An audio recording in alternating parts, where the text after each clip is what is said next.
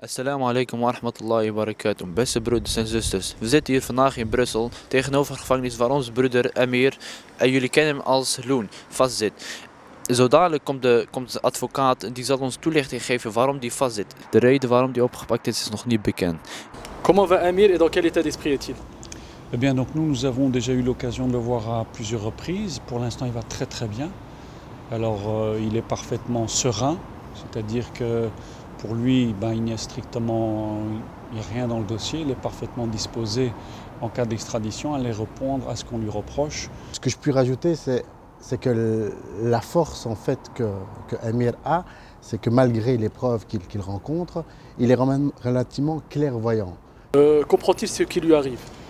Non, il ne le comprend pas parce que d'après ce qu'on sait, ce serait des faits de 5-6 ans. C'était à l'époque où il était dans l'industrie du hip-hop, et vous savez comment est l'industrie du hip-hop.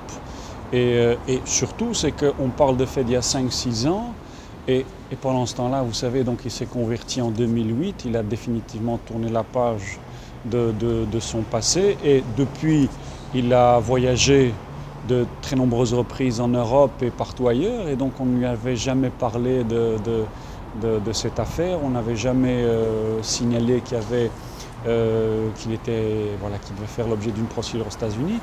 Quel est le motif réel de son arrestation? Eh bien, on parle, ce serait une affaire de stupéfiants, donc je vous dis, de 5-6 ans.